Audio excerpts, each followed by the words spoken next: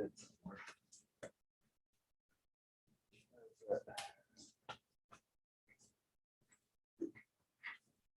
Had a red marker somewhere. I'm missing it. Oh, there it is. Okay. So our goal today is to talk about 1D motion. And I know I kind of flew through chapters 1 and 3. Before I get ahead of myself, I want to make one clarification here. Especially if you're trying to read a textbook,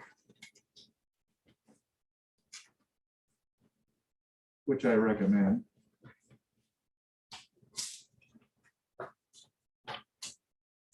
We used to have a different textbook, and when I was writing this workbook,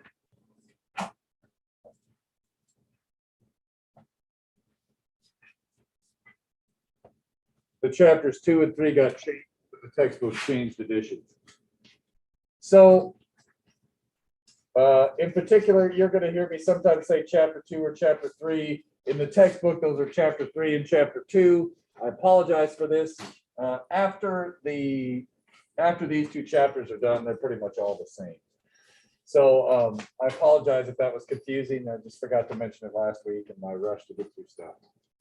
So now I want to talk about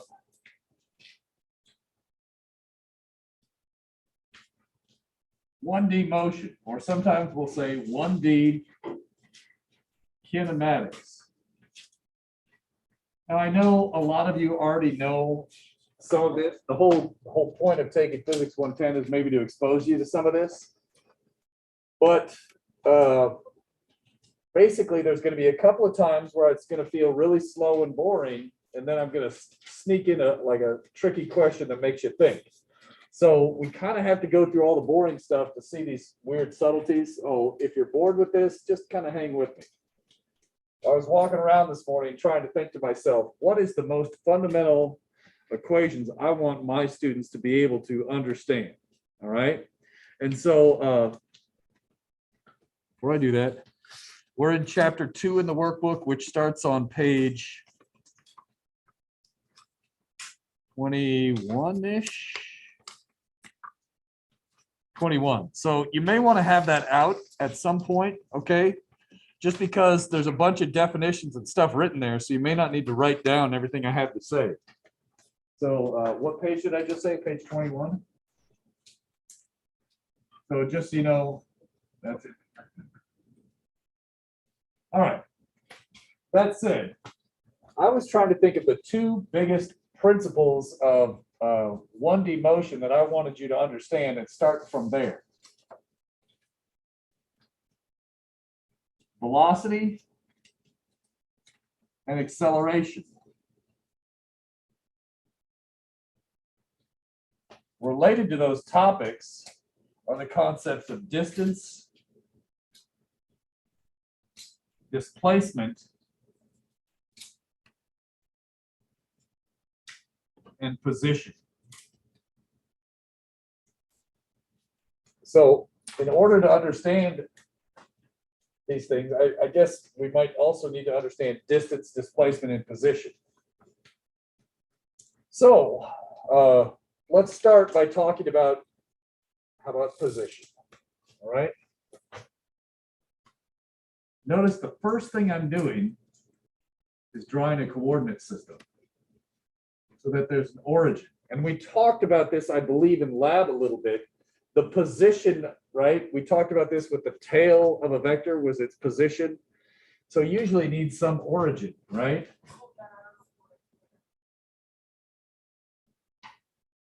I like to think of it as my location. Position. My location is my position. But your location is pretty much meaningless if you don't have a coordinate system. Like, how are you going to write down the I hat, J hat, and K hat for where you are if you don't have a coordinate? Okay? So you have to have a coordinate system to reference your position. All right? Displacement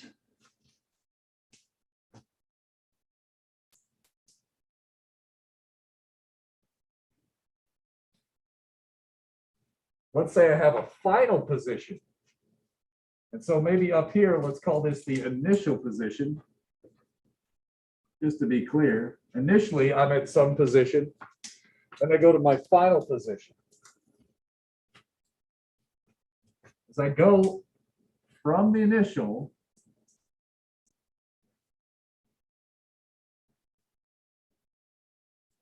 and I end up at the final,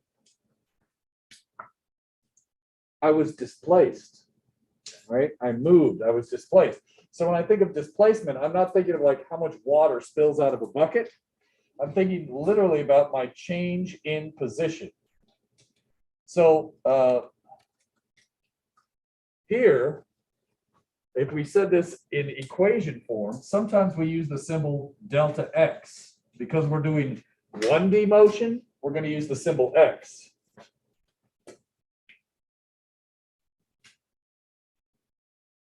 And I'm going to underline that P just to emphasize I'm talking about displacement, right?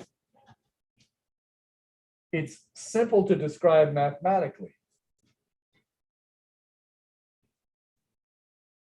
It's literally, this is why we use the delta symbol. It's the final position minus the initial. And maybe if I color code this, it'll stand out a little better.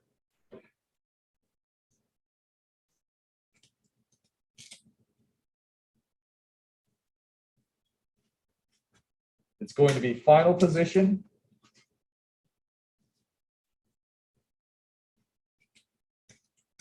minus the initial position. And I want to point this out right now. See all those vectors sitting in there? It's important to remember that both displacement and position are vectors. So I'm going to write that here. This is a vector, and this is a vector. Distance, on the other hand, is not a vector. It's a scalar.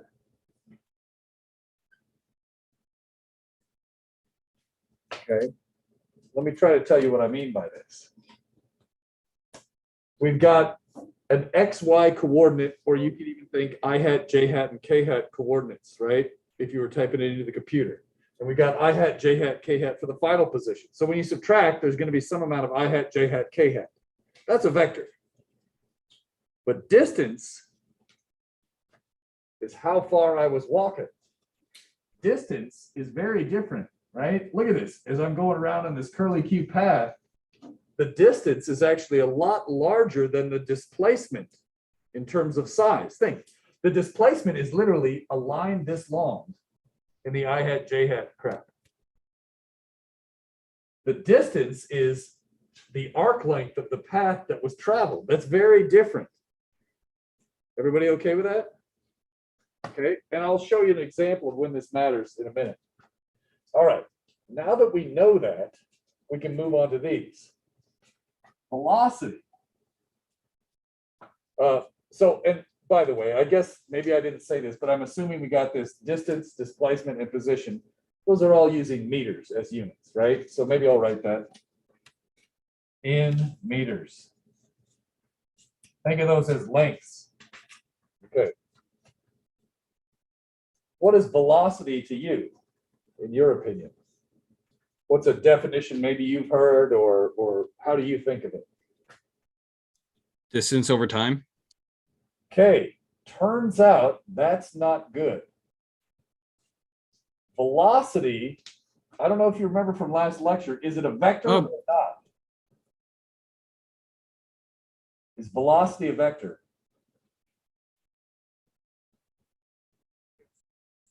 It is. I don't know who was talking on Zoom. Sorry, I'm glad you spoke up on Zoom. I was gonna try, yeah. So distance over time, distance is a scalar, right?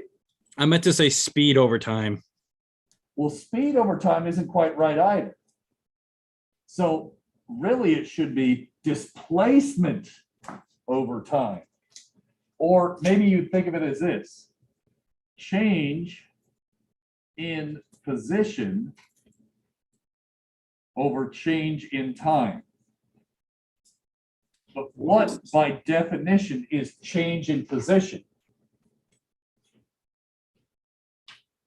Delta X. Delta X, which we called, what was it? Was it distance or was it? You called it displacement. Exactly. So this is actually displacement with a P over time. Now, to be fair, if you're moving in a straight line and you never turn around, come on, it's distance over time. We know that. However, in physics, sometimes objects reverse direction. Like if you talk about driving down the speedway or driving down the freeway at some 70 miles an hour, think about that. If you're driving at 70 miles an hour, I didn't tell you what direction. It's not a vector. So that's why that's not a velocity. So speed is distance over time. And that's the subtle difference. Obviously, a lot of times speed and velocity, we can use them interchangeably in some problems in certain cases.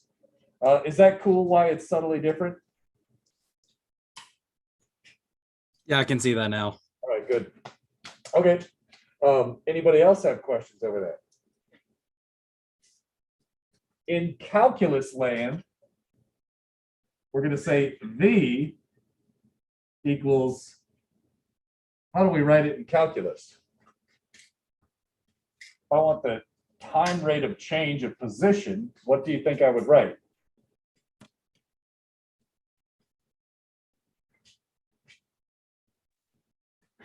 How do you get velocity? Oh, go ahead. Is it the integral of Not the integral? the derivative? Yes. Of what? The derivative of placement or distance? Yeah. So what we're going to do is it's the change in position. dx is the position. So it's actually dx dt. Now, this is approximately equal to delta x over delta t. And so we really have to be careful here. This definition that's fundamental, we think of it as some sort of displacement over time. I almost said distance myself there, right? It's some sort of meters over seconds. That's what we know. And so the units here are meters per second, right? Still shows up. Okay.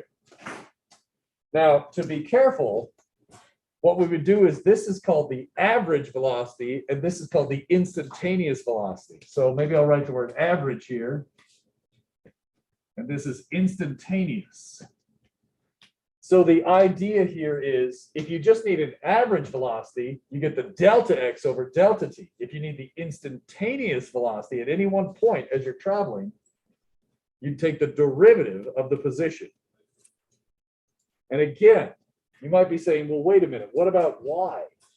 To be clear, I'm talking about 1D motion here. Sometimes other people, instead of using the variable x, will use the variable r, because r represents x, y, and z. So, but for now, I'm going to keep this as x because we're doing 1D motion.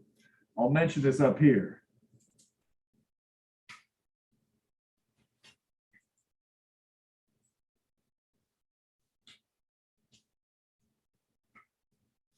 So if you were trying to do this in 3 dimensions, just so you have this all in one spot, the r vector would be x, y, and z, sort of like when we typed in Python. You remember that? This was the x coordinate, the y coordinate, the z coordinate. Remember that? So you could actually get the velocity by taking the derivative of this, and that would be good in 3 dimensions. All right. Same rules will apply later. Okay. So this one is a little bit different. Let's just leave it at that for right now. Okay, I'll do an example to show you when these two are not always the same. Okay.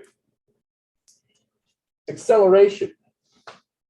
Does anybody know anything about acceleration? What would be the analogous types of statements for acceleration here? Change in, what's that? Yes.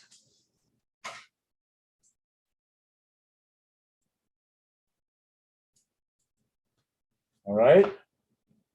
So if we were going to calculus land, it would be A equals dv dt. That would be your instantaneous acceleration. At any one spot on the curve, if you tell me the change in velocity over change in time with the derivative, that will be the instant. What do you think it's approximately equal to as an average then? What would be the equivalent statement?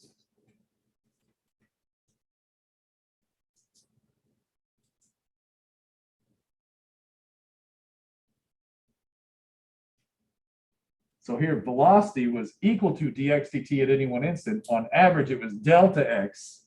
Here, the average would be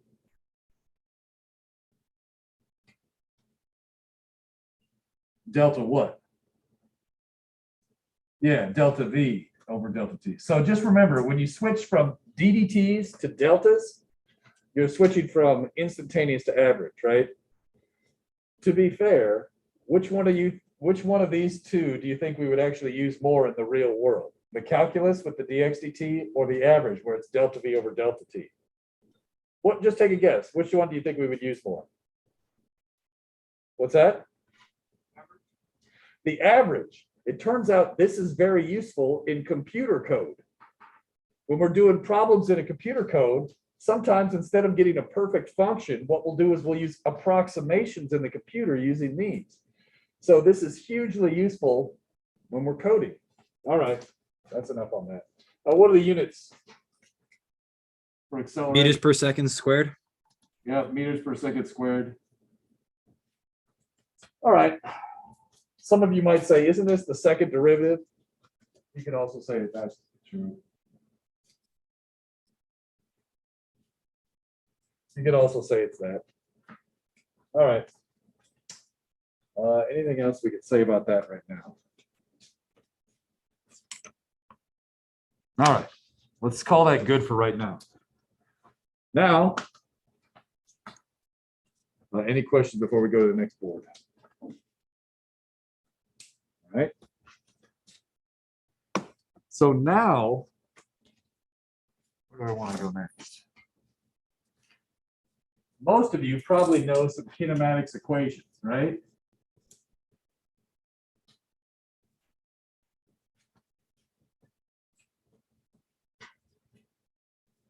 When we're looking up kinematics equations, is there one that comes to mind?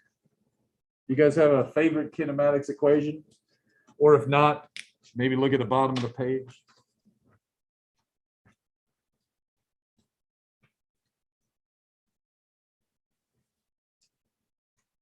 You remember this kind of equation?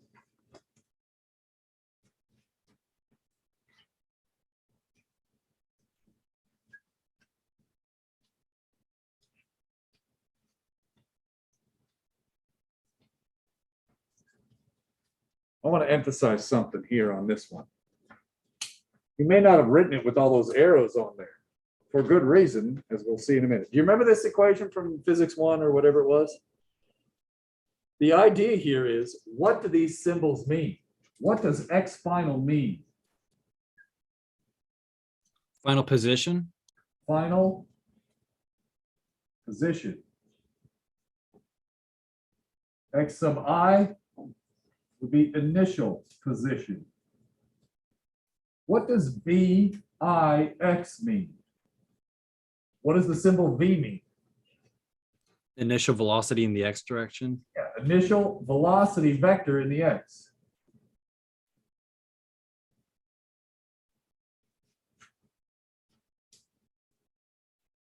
Similarly, A sub x, what's A sub x mean? Look carefully. There's no I, right? Acceleration in the x direction. All right. Notice there's no initial, there's no final.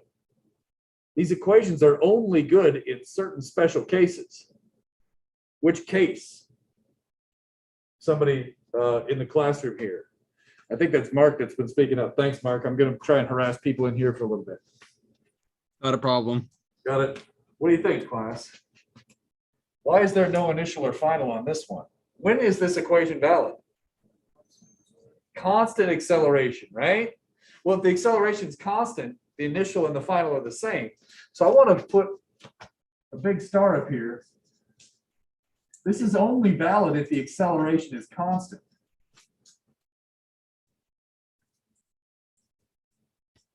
Okay, so the equations that we use all the time in physics class, you might be saying, well, crap, in the real world, acceleration is rarely constant.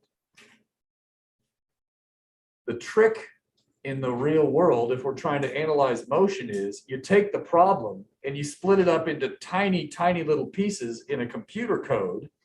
And then you tell the computer the acceleration is approximately constant for this 1 millisecond time interval. And then this 1 millisecond interval is a slightly different constant. And what you do is you can get a very good approximation to non-constant acceleration by using a computer code with very tiny time step dt. More on that later. But that, so you might be saying, this is dumb. This only works at constant acceleration. And you could use a computer to cut up any problem into many, many tiny pieces that are approximately constant. And this works great. Okay. Now, we don't want to write this all the time. It's time consuming. It turns out what I'm going to do is I want you to think of this like this. Without the arrow, in 1D motion, right? In 1D, so maybe I'll put a star up here.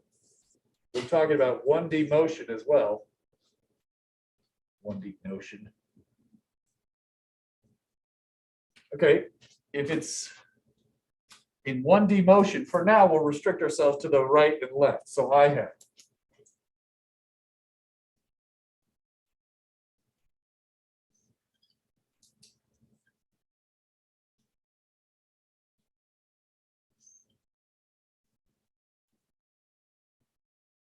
You could imagine if we're just going left and right, everything's got an I hat on it. Do you agree?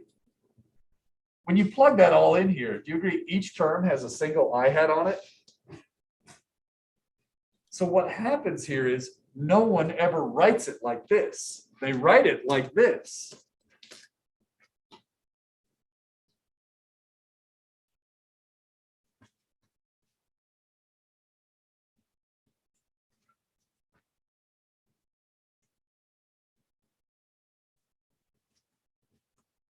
Think about it.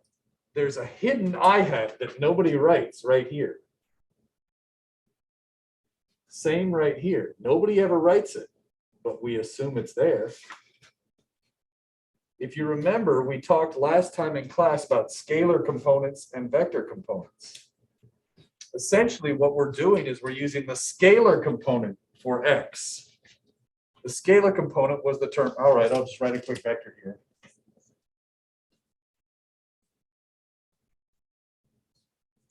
There were two ways to write it.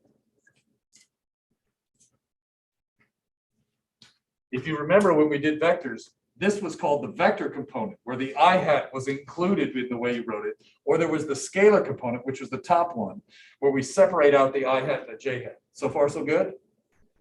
Look, nobody wants to ever write this down again, but I just wanted to show you why, technically, we're going to pretend there's an I hat there all day, because we know eventually if we plug in the math, it's really there. So that's what I mean when I say there's an I hat implied on every single term here. As such, I know you're kind of tired or bored of me. This is one of the subtle parts I really need to stress. This is not distance. It's position. It's a vector, right? So a lot of people, when they're using the kinematics equations, they say, oh, just plug in the distance. Wrong. You don't plug in distances here. You're plugging in positions. Now, some of you may say, well, wait a minute, dude. I'm going to move this x initial to the other side. When I do that, I get x final minus x initial equals a long pile of crap. What's x final minus x initial? That's just delta x.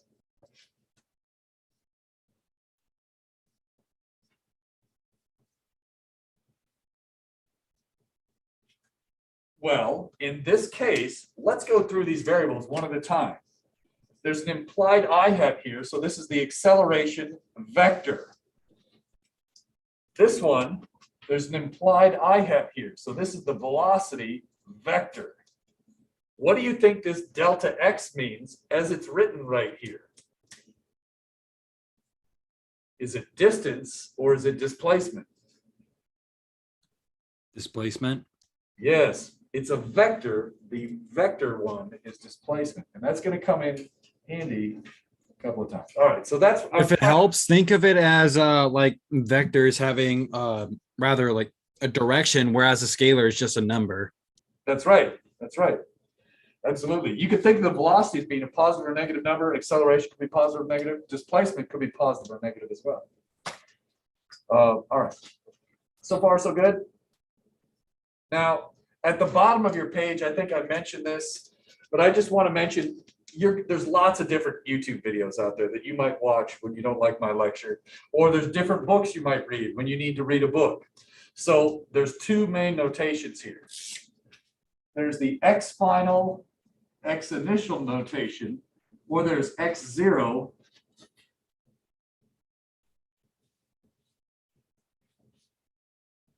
and x. So to be clear, final position and initial position are sometimes written this way. Somebody else might say this is final position and this is position at time t equals 0. Get out of the way.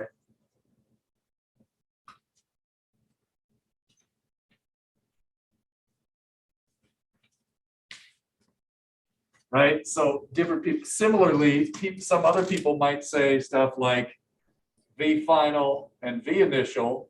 Somebody else might use V and V0. So depending which textbook you're reading, just watch out. Some textbooks will use no subscript to indicate final and a subscript 0 to indicate initial. Everybody okay with that? Pretty boring. All right. All right. How many of you have seen most of this before? Just give me a thumbs up, thumbs down. Let's see where we're at here. Okay, good. Hopefully that was a nice review. Whoops, lost my screensaver. And then don't forget, if you're sitting on Zoom, Alan's here. So you can always dump your questions in the chat if you're feeling self-conscious about unmuting. And then Alan can always shout the question out at me. So if you have a question, just send Alan direct message and he can help out, or you can put it in the chat. Alan, if they put something in the chat and I don't notice it, let me know. All right. That covers this, that covers that. All right, let's do a problem together. All right, and let's not get too far ahead of ourselves. I want to talk about 2.1. I know some of you probably did this already, but let's just review it anyways. So start reading 2.1, and I'm going to catch up. I'm going to erase the board here.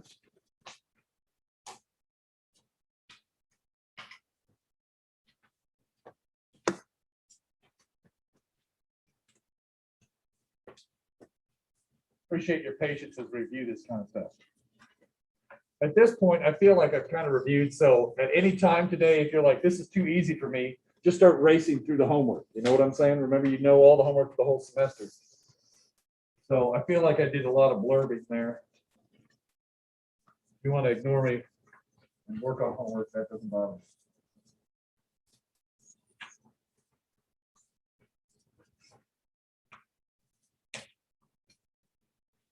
Then Alan, could you help me out when you look at your Zoom screen and I walk this way? Wait, what is it? Let's see. You guys are looking here. Let's see. This is going to be to the right on the Zoom screen. Yeah. Okay, just making sure I don't need to mirror it. I think I mirrored it earlier when I didn't need to. Oops. Oh well.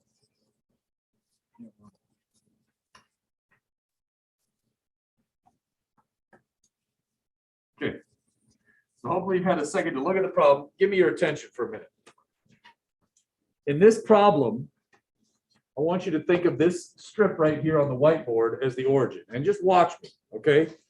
We're going to talk about 3 different stages of motion In each stage, I want you to assume acceleration is 0. So for this problem, I'm going to move at constant speed. Obviously, that's not true. It takes me a little time to get up to speed and a little time to turn around. But for now, let's just assume acceleration is 0 for all 3 stages. I'm going to walk forwards for 4 seconds. And then I'm going to walk backwards in 1 second. And then I'm going to walk forwards in 1 second again. So I'm going to do this motion. And this is what problem 2.1 is talking about. You go forwards kind of slowly for 4 long seconds. You hurry backwards. And then you come forwards again. All right? What I'd like for us to do is tabulate question 2.1 and understand the distance, displacement, speed, and velocity for each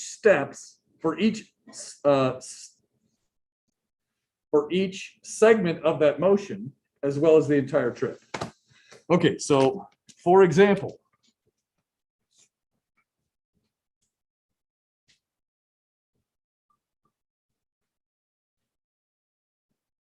zero to 4 seconds. And this is problem what, 2.1? For 0 to 4 seconds, there's column headings for delta x in meters,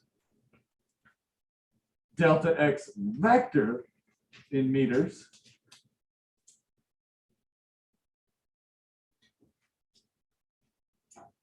v in meters per second, and v, the vector, in meters per second as well.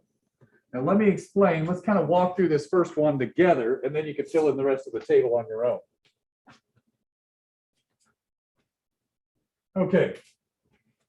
When you see these two symbols, a delta x without a vector and a delta x with a vector, hopefully in this case, I was trying to make it clear which one of these, column 1 or column 2, is displacement in this problem. Which one is a vector? Yeah, so this is going to be the displacement here. What do you think I mean by delta x without the vector in this special case? Distance. And I had just told you, wait, sometimes delta x is displacement, right?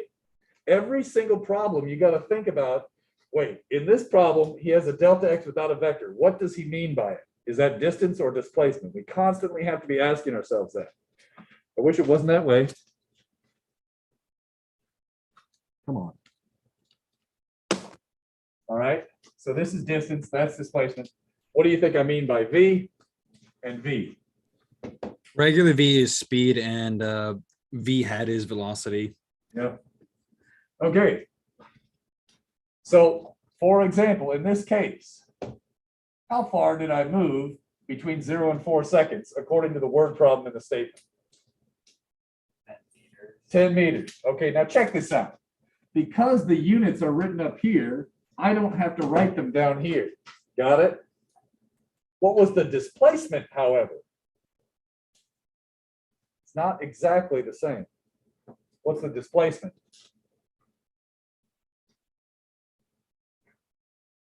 Remember, displacement is a vector. What's the difference between a vector and a scalar? A vector has Direction. So instead of just 10, it should be Positive 10. positive I 10 had- I hat. Some of you might leave that out. Does that give you an idea of the differences in these columns? Okay, get to work. Alan, go ahead and circle. You know what I'm saying? Get to know Alan. If you want, ask questions.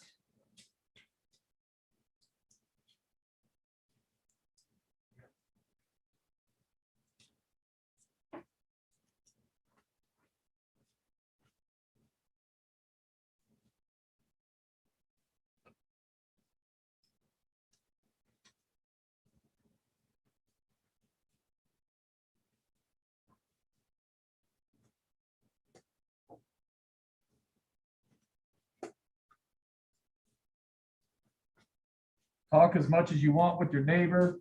If you've already done this problem and you already know the answers, feel free to work on another one.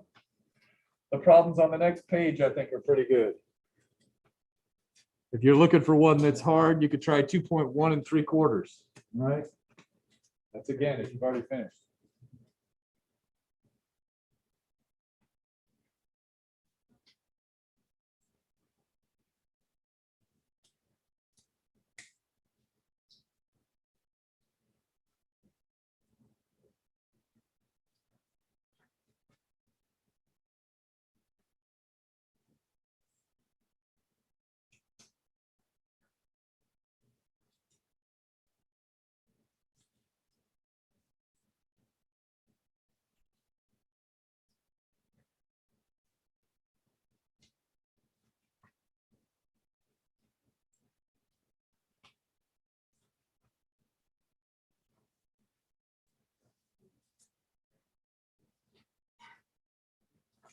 Okay.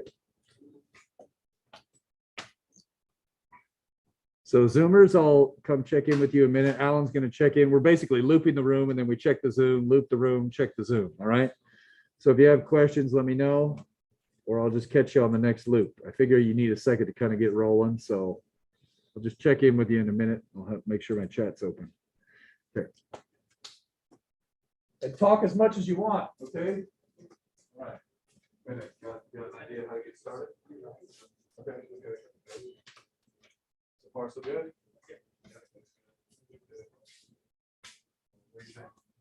Doing all right?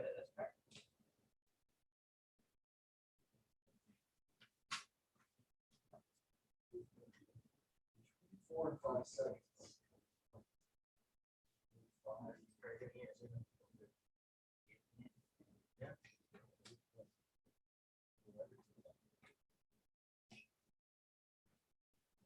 So. It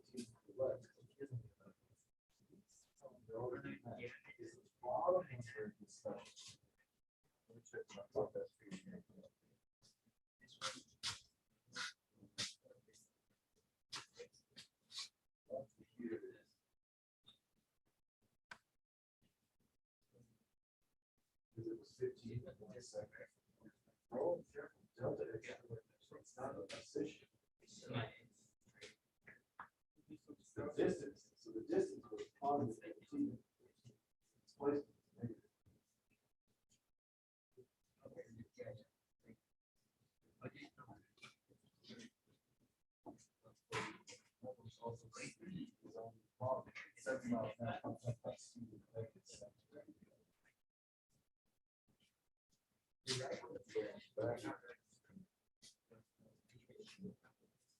So far, so good.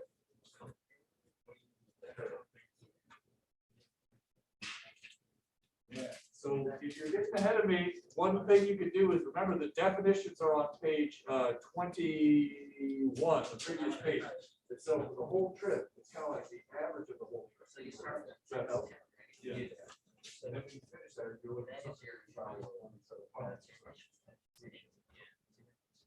Go back here, good.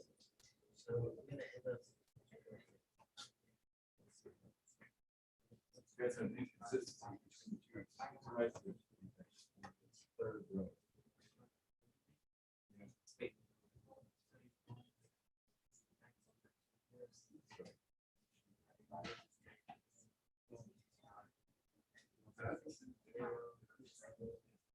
No.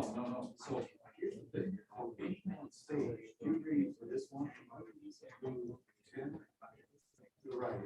So this is 10. Here. And so you might have had, okay, so here's from this point to that point. 15 meters. So this is 15 meters. So remember, this is a delta, not a position. That's kind of what we're looking at. So here, this is always going to be just the number of meters traveled. So that one has a trip. This is going to be the number of meters traveled in that one has a trip. So this is here. Negative 15.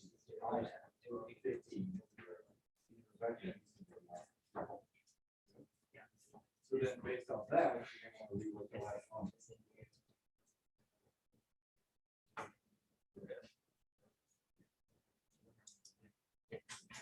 Good on that?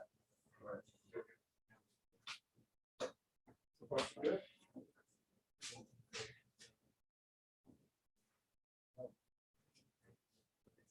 distance. This one, you know, travel 15 meters over the displacement. So these two columns have the plus and minus. These will be your get that? Get the average speed. So average these three numbers or not?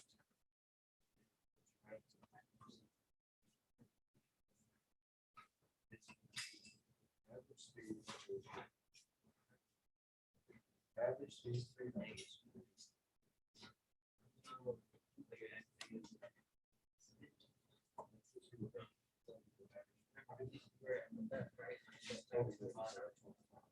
That's the average, right?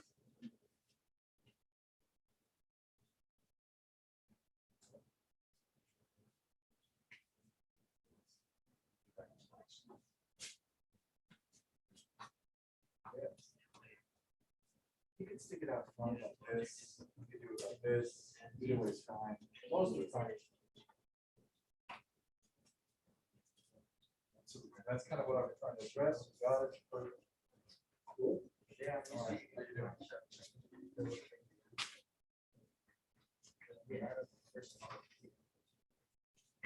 So yes, I think you're on.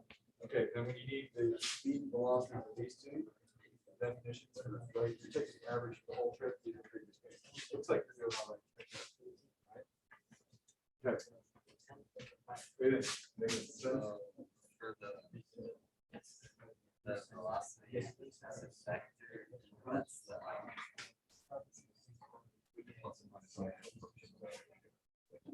so would it be -5?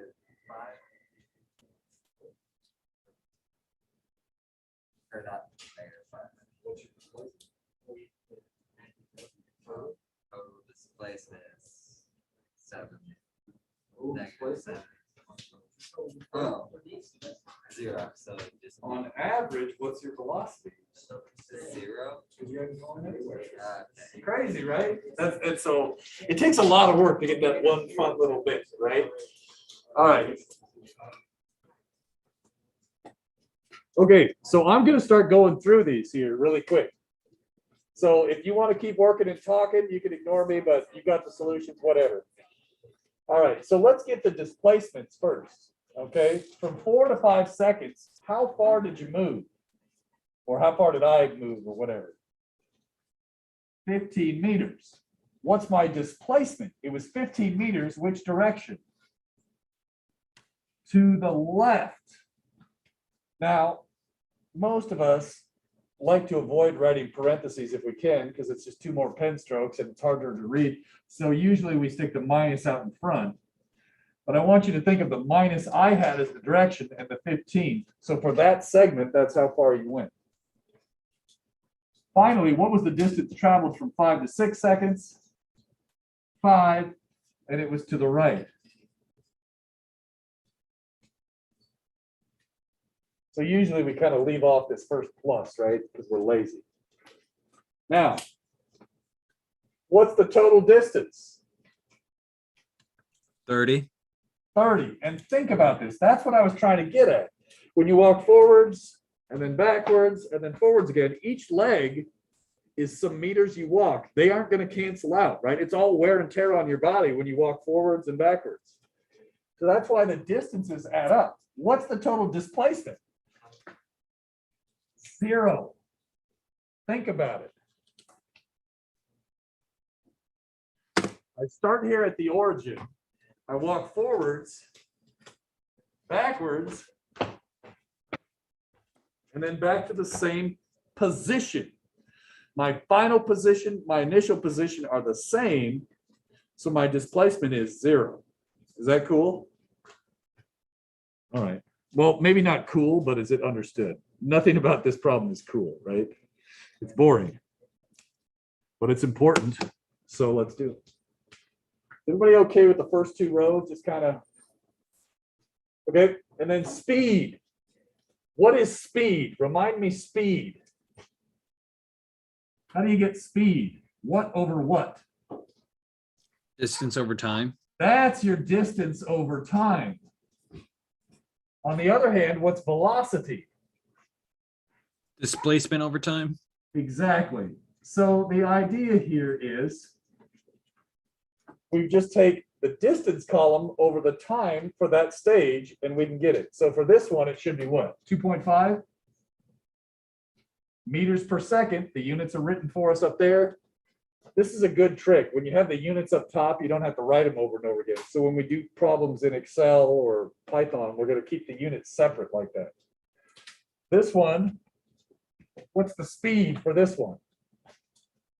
15 or negative 15? 15.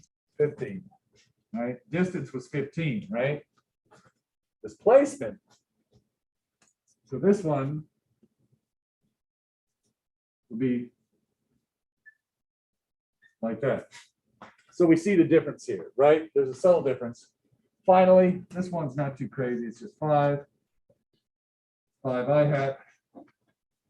Average speed. Okay, we want the average speed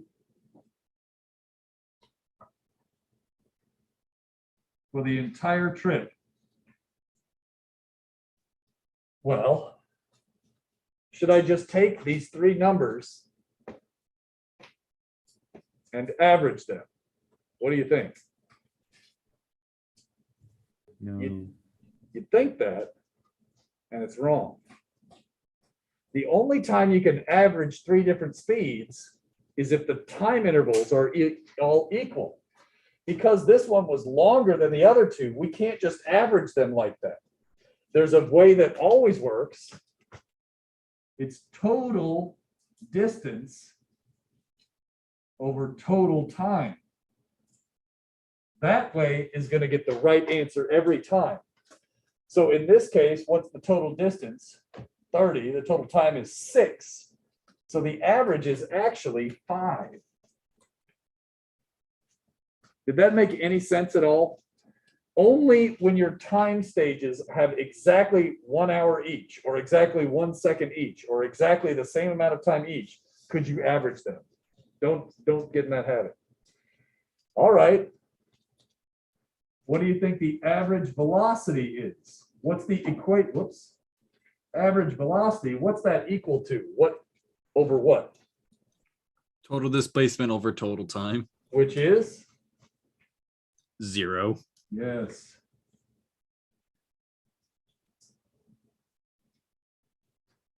You could include the I hat or not. So we have to watch out when we're doing these problems. If you can remember one thing, and I promise I'll try and trick you, right? You're going to be like, I got this easy. I bet by the end of class today, I will mess with you and show you you don't really remember it. Okay? But this is what I want you to remember. Please, please try to remember this. If you change directions in a problem, split it into chunks. It's easier to understand problems if we say, here's one problem where you're always going forwards. Now there's another problem where I'm going backwards. Now another problem here, and that way you can analyze this. You can always split problems into chunks like this. And okay, got that? We'll see if you still have it by the end of class today. When did we start? 4:30? Is that right? I'm almost thinking about taking a break, but I think we got enough time. So, all right, let's keep going because I'd rather do an extra problem and take our break a little bit after halfway. Nobody likes to come back and have an extra long last half. So, before we go on, any questions about this one? All that was just trying to describe that motion. The point was showing you that sometimes speed and displacement and velocity are tricky, in particular when you reverse direction. Okay, next, let me do it this way.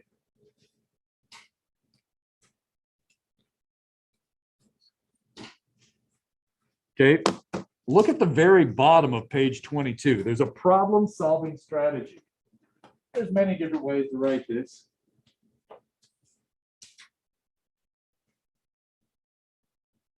And this strategy is not perfect. It's not going to work every time. However, I want you to pass this class, even though it may not seem like it. I actually do want you to get good jobs, right? So I want you to learn this strategy because I think for a lot of problems, it works well. As you get better and better, you can make your own strategy for success. The first step in every problem in this class is to do what? What's it say? Read. I know it seems crazy, but a lot of times people don't read carefully. They'll miss a sentence. One of the ways to help make sure you read the problem carefully is to next draw. Even if I drew a picture for you, you might want to draw your own picture. Big, so like a quarter of a page. You may say, dude, I don't like wasting all that paper. I understand that, but let me ask you, which wastes more paper?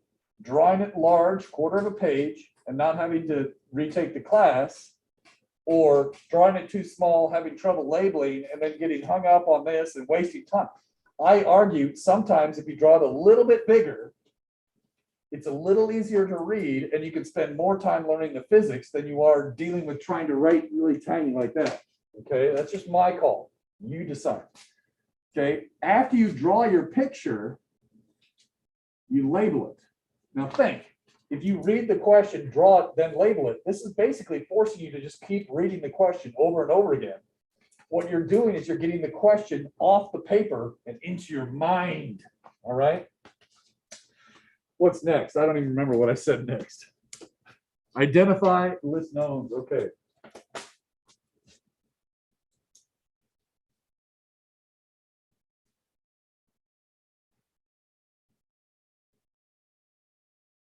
Sometimes as an engineer, they'll say it this way.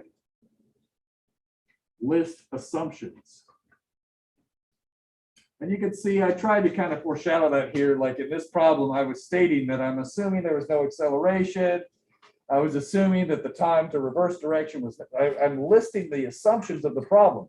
Why? So that if somebody comes back and you have to communicate with them, like you might have to do in a real world scenario, you can remember what the heck you thought when you were trying to do this problem. You're like, oh, what was I thinking? Oh yeah, I was thinking this. Okay.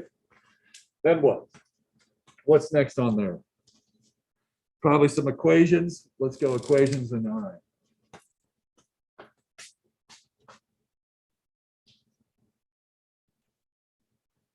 At some point, you've done some physics problems. Usually students are always hungry to grab an equation and shove some numbers in and finish the problem, right? So at some point, we're going to list some equations, but you also want to make sure the equations are appropriate for the problem you're doing. So that's why it's nice to do these steps first. For example, if the acceleration isn't constant, maybe you shouldn't do a constant acceleration kinematics problem. So you shouldn't write down a constant acceleration equation. Anyways, more on that as you get better and better over the semesters. At this point,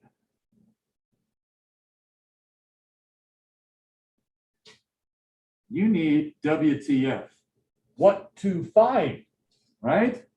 You need to know what you're looking for in the problem. So at this point, you're going to be drawing and labeling for a while. You're going to forget what you're trying to find. So make sure you reread the question and say, okay, I've got a lot of work here. What is the point? Where am I trying to go with this? All right. Then what else we got left here? Oh, this is a big one. Solve algebraically, then sub in and then check. The big difference between high school physics and this, I don't know. It's really crucial that you solve these problems algebraically. Sometimes in high school physics classes, you'll always have numbers. Not always. Hopefully your teachers were doing that to you too. They probably did, but I just can't emphasize enough. It's crucial that we solve problems algebraically for two reasons. One, it allows us to check our work in a way that putting the numbers does not. Okay, we can think about the problems differently if we solve them algebraically. Two, if you're going to try and put something in a computer code, you got to have the formula so you know what to shove into the computer, right? So when you do problems algebraically, it helps us identify ways to check it and how to shove it into a computer more efficiently, right? Okay.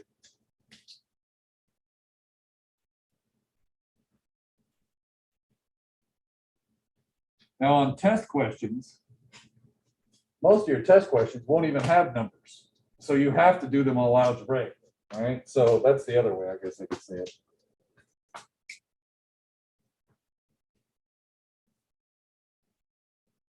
And everybody is guilty of this at times, myself included, even after doing these problems for, geez, too many years. Check your work at the end, right? So it's so easy after doing all this work and you get an answer, you're like, whew, I'm done, on to the next test question. But you want to try and do a couple of checks if at all possible. If nothing else, you want to check if the units of your equation make sense, or check the plus minus sign to see if it's going the right way.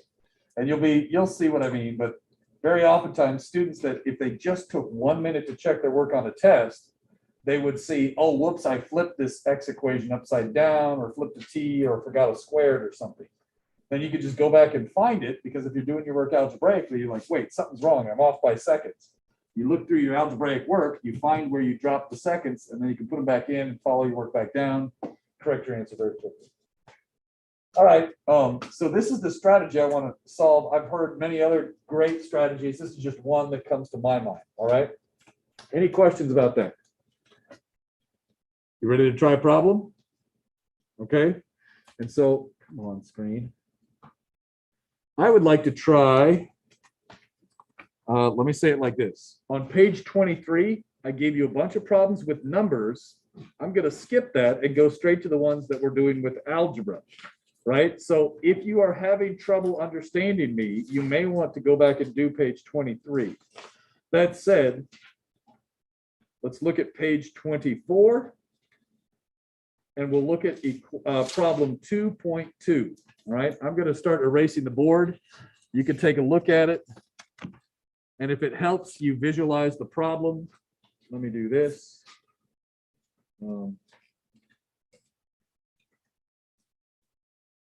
Sorry, we got the back of your head there. I don't know if you care. You may want to scoot over a chair or something just so that people don't have to stare at the back of your head. You may want to as well, just because the camera goes right here to the demo. Sorry about that. I didn't think about that. Here's what we're looking at right here. We've got this part. Can you see this on Zoom? I think you can. Okay, thanks. Right, so we're going to take this cart and we're going to drop it down this ramp. I can release it from there. Let's get this just a little more this way. If it falls off, it's less likely to fall off the table. Crazy bird sitting here. Whatever. But that's the idea. Okay, so when you read this problem, it's just visualizing this problem here. All right, got it? All right, I'm going to erase the board and catch up. Talk to your neighbor as much as you want. Alan, if you want to circle, you can circle. All right.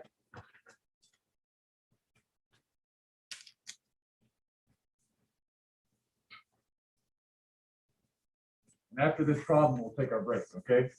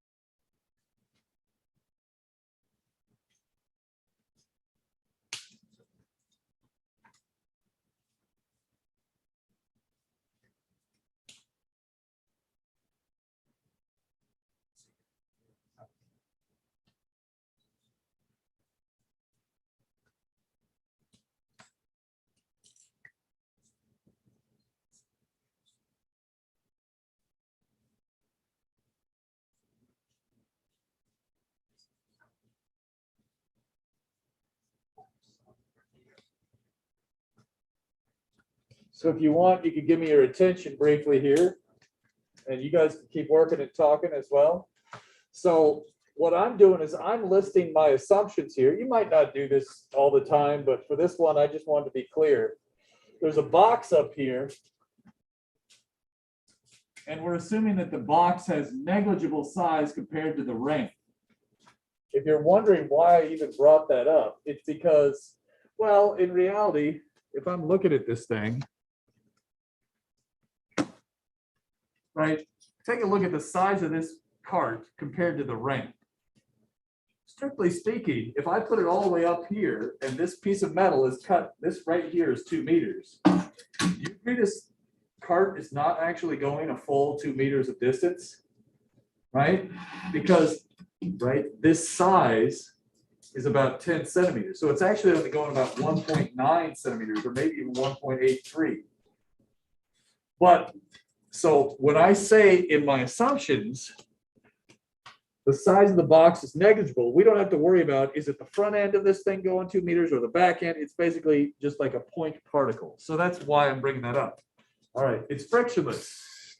These wheels are used to basically reduce the friction to a negligible amount. And so we can hear that these wheels are all spinning very well. Friction is going to be negligible. Why is that important? It allows us to assume this. Okay, and we will derive this in a later chapter. Maybe you already know that, whatever. I want to emphasize here the word magnitude.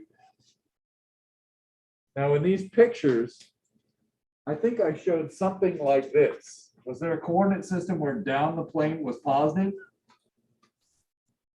X and Y, like this? Here's why I'm going to do that. And I'll zoom in on the screen in a minute. But basically, the idea here is you might be thinking of this cart as moving in 2 dimensions, right? X and Y, up and down and left and right. But if we do this, instead of viewing our coordinate system like this, if we rotate it like this, everything is going along this one line. It is a one-dimensional program or problem if you just tilt your head, basically. And the physics, the answers for time and all these other parameters should not change if we change our coordinate system. Coordinate systems just make it easier or harder to do the problem. They shouldn't change the answers for how long it takes to move around. All right, so this is my version of drawing the picture labeling it, listing some assumptions there. Okay? So I've drawn it big, I've labeled it. Next, I'm going to do this habit right here. And you're probably going to see this in the solutions a lot.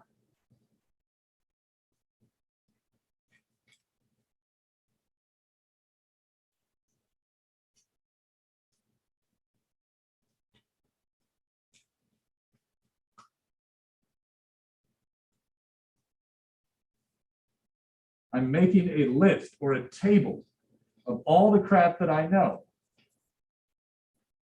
Now, before we get ahead of ourselves, remember that on all of these variables except for time, there's an implied I hat. You remember that? So really, this is not a distance initial. It's a position initial. Okay? When I draw this coordinate system here, oh, and let me do this. Let me get back onto the, sorry. Okay. When I look at this thing, I draw the coordinate system here because it's easier for me. In reality, I'm probably assuming that my coordinate system is centered on the box as it starts. It's very useful to assume that. And so it just gets messy to draw this all the time.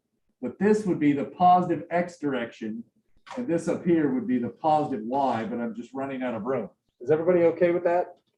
So what I'm doing is I'm saying, look, this is my coordinate system. And instead of drawing it right here where the block starts, I'm going to draw it over here. That way it's easier to label this acceleration. And I often do this in my problems.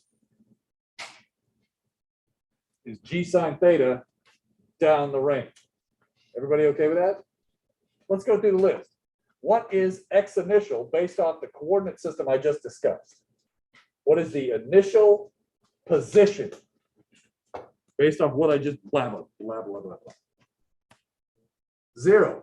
What is the final position? L. It's going to go down the ramp. So this is a little bit different. Notice this looks a little bit strange. You're taking one letter and plugging it in for another letter. That's basically all it is. It's a game we're going to play. And the idea here is I'm going to give you a set of letters that are known, and you have to solve the problem in terms of the known letters instead of doing the number. And at first it might annoy you, but eventually you'll get used to it. And it's actually faster because when you're plugging in letters, you don't have to keep writing decimals and meters per second all the time. So it's kind of nice. Okay, what's delta X in this case? What's the you go ahead. What was it? L, absolutely. Final minus initial. What was the initial velocity in the X direction? How do you know it's 0? Right here.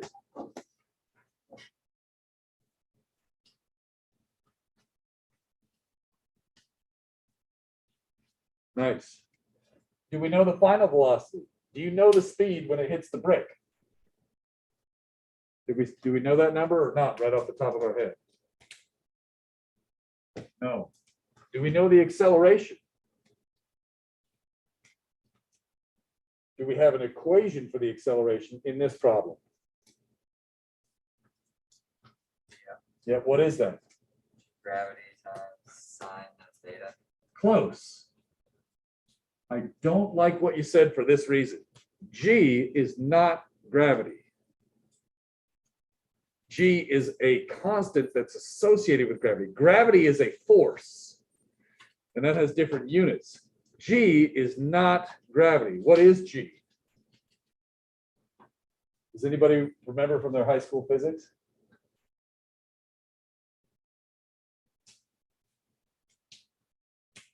Gravitational acceleration.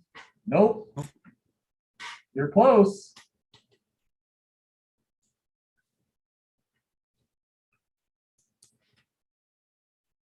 You need to add a word.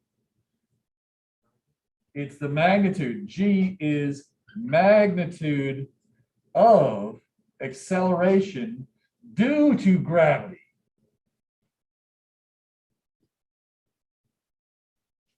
near Earth's surface. Now, I know this seems silly to hammer on that distinction, but it's important for one main reason, and you'll see why in the next question, okay? All right. G is the magnitude of the acceleration due to gravity near Earth's surface. So yeah, G sine theta, he said it right, except we don't want to think that G is gravity. Now there's one more piece. I'm not happy until we discuss this. Look at our coordinate system. Is it going in the plus I hat or minus I hat for this particular choice of coordinate system? I said gravity pulls down the ramp and causes this acceleration that has magnitude G sine theta. Should it be positive G sine theta or negative G sine theta based off this picture? What do you think? Positive. It's going with the coordinates. I don't want you to think of up or down as causing the positive. I want you to think of it this way. This is the one switch. If it's with the coordinates, call it positive. If it's against the coordinate system, call it negative. Don't think of up or down as positive or negative. It's with or against the coordinates. Got it? And if you got that, you're going to cruise. All right. So that's why.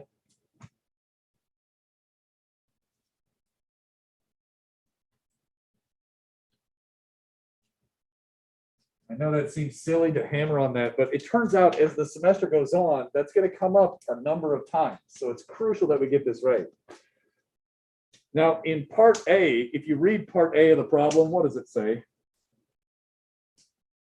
Determine the angle required to reach the bottom of the ramp in time t.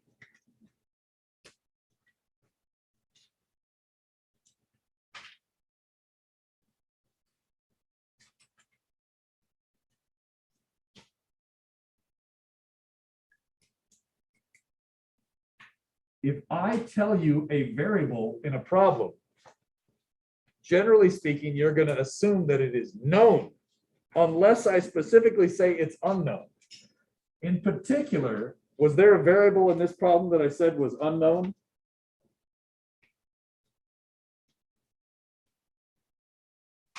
Oh, I didn't really clarify that.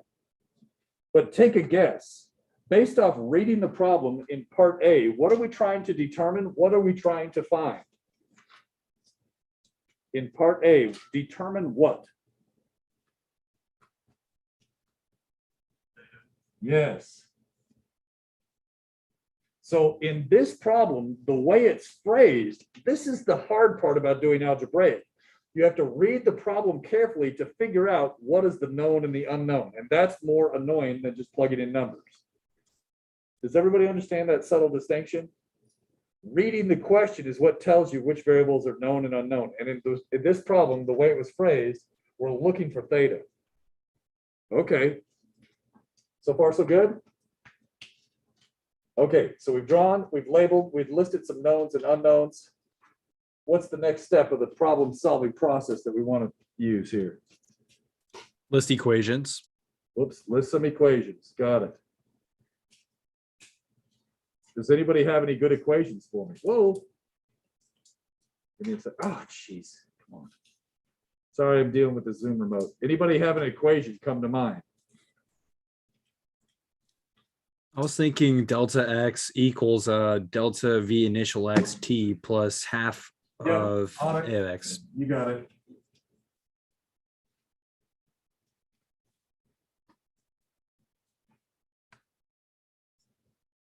Now, we could also give ourselves some space here. Usually I write down 3 equations and I like to give myself lots of space between them, like 3 or 4 lines at minimum. So let's write another equation. What's another famous kinematics equation? And if you forget, you can look on the back of the book for the equations in the exam equation sheet. Or page 21, whichever's easiest. What's another one that has V in it?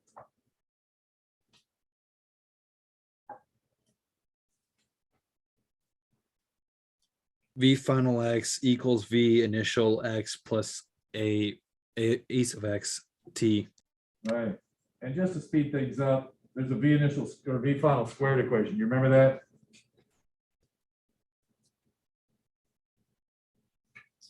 I'm assuming you've all seen those big three. Some of you might be saying, wait, there's a fourth one or a fifth one. Yeah, sure there is. Great.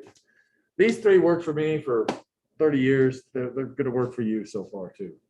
So I just love these. So here's some equations. Wait a minute. Do these equations actually apply? When do these equations apply? What's the special condition that allows these conditions or these equations to apply? What had to be true to use these? Do you remember what we said? Constant acceleration. Yes. Nice. Remember that I said this was only true if the acceleration is constant? Do you think that's true for this problem that we're looking at here with this block? Well, in this case, am I changing the angle of the ramp as it slides down? No. So if we're not changing the angle, is the acceleration going to be constant? According to what we were told to assume g sine theta, if g is a constant and the angle is a constant, acceleration is a constant, it should be okay to use these. Everybody okay with that? All right. Come on, come on. Okay, there we go. All right. Now, I know you guys are pretty smart, and I know I'm going a little slow. That's fine. Listen up here. You can do all kinds of stuff, but if you remember one thing here about plugging in, plug in anything that's equal to 0 first, because it just makes the algebra easier. Even if you don't know anything else, first plug in what's 0. So in this case, we know this is 0, and you notice you could get x final minus x initial. I've already done that right here. So if I plug in the zeros, what do we get? Oh, that's a much easier equation to look at, right? And now you see why I leave some space, because I like to plug in my stuff in between here.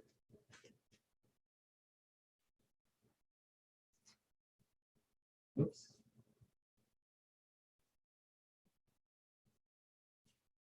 All right. Now I'll plug in the rest of the stuff. You might say, why not just do it all at once? You're right, I could have. In this case, what's delta x? I think that's L. What was a sub x? G sine theta. And remember, there's an implied I hat there. And for this problem, we were told the time, we could just leave it as the variable t. Sweet. I've now listed my equations. This is when you reread the problem, right? Or if you remember, we could just go back here on Zoom. Oops. What are we looking for? Theta. What were our givens in the problem? In this problem, if you read part A carefully, it says determine the angle in terms of L, G, and T. We got it. Hit it. Run. Go. I'm going to multiply by 2 over GT squared, I think, on each side.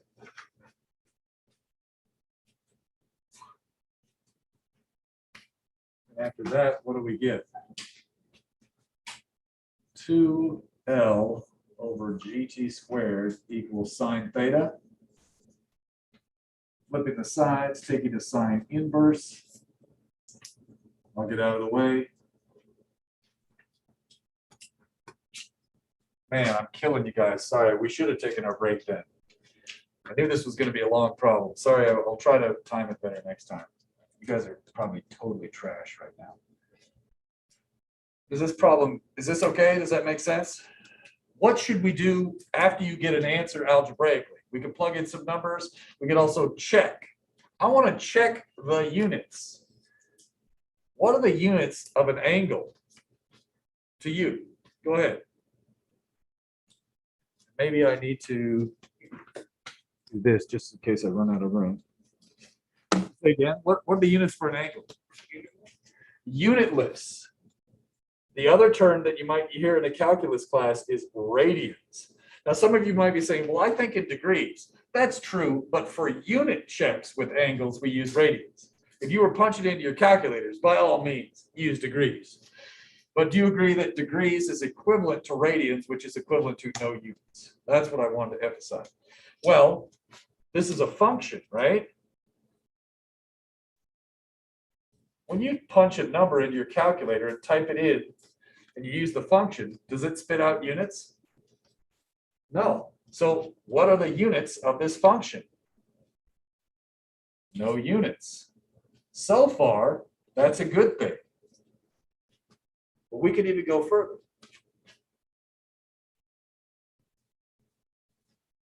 The argument of a function,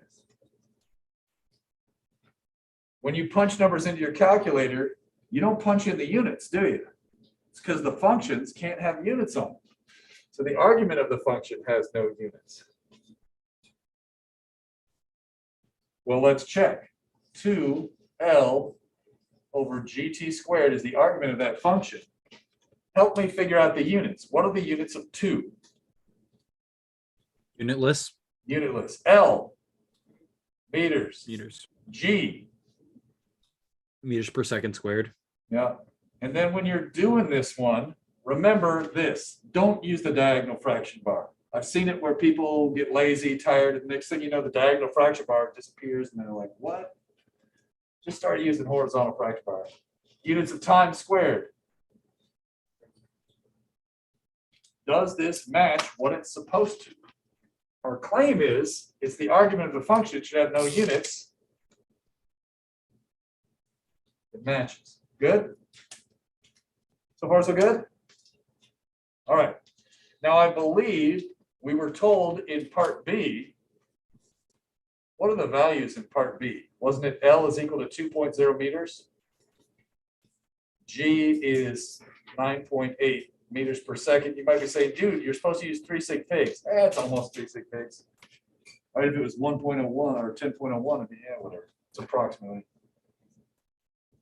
What was the time we were supposed to use? Was it 1.40 seconds? Is that right in part B?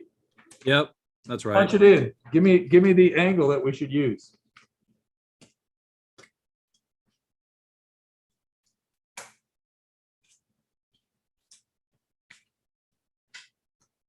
What do you get?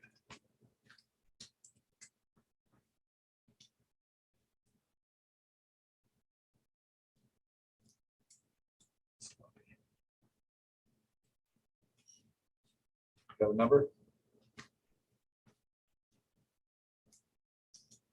And if anybody needs to borrow a calculator, at some point, and this point is probably now, you probably want to get in the habit of bringing a scientific calculator every day if you haven't gotten one yet. Because the idea is we want to work like you're going to work on test day, just so you're feeling it. You want to borrow one for today? Sure. Ready? Okay, I've got a couple more if anybody else needs one. But just try and get it. Did you need one too?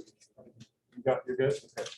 Yeah, the idea is you want to practice for test day using the same equipment and the same equation sheet as test day, so you get used to where things are looking and laying around. Anybody get the angle? I got 12.02. Sounds about right to me. All right. Let's do the experiment and then take our break. I need some volunteers for time.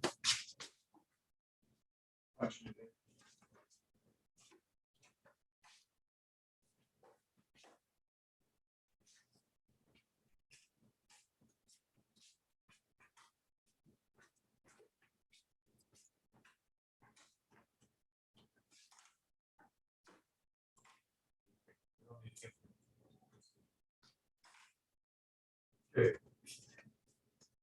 Everybody able to get the angle okay with your calculator? Tell you what we'll do is right after this experiment, we're going to take a break. If you had trouble getting it, you can come up to me in the break and I'll help you, okay? But here it is, right here.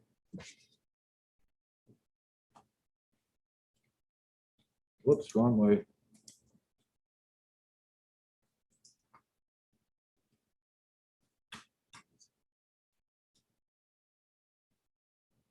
Okay, 2 meters. Now, I've got this thing set here at 12 degrees, all right? We're gonna run this one. Can you guys with timers, can you just double check you know how to start, stop it, and reset it real quick? Make sure you got it. That way we'll make sure we get at least 3 good times. Okay, so I'm gonna do 1, 2, 3, release, or 1, 2, 3, go. Okay, so you gotta stop it when it hits the brick. Okay, here we go. Are we ready? 1, 2, 3, go. All right, so let's just give me a time. Let's start from this side. What time did you get? 1.27. So all these times, and then you?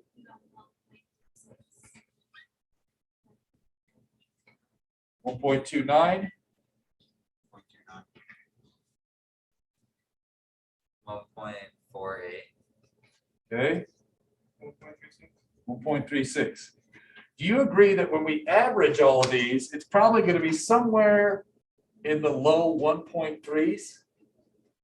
So let's say it's 1.33. You could average them. We'll say 1.33-ish. Now the claim was it should be 1.4. Is this reasonable? Okay, so let me zoom out here. So the average time was about 1.3, or you could, again, average them yourself. All right, think.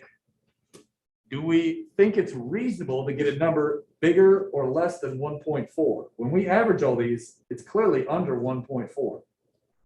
Is that reasonable? And why? Why?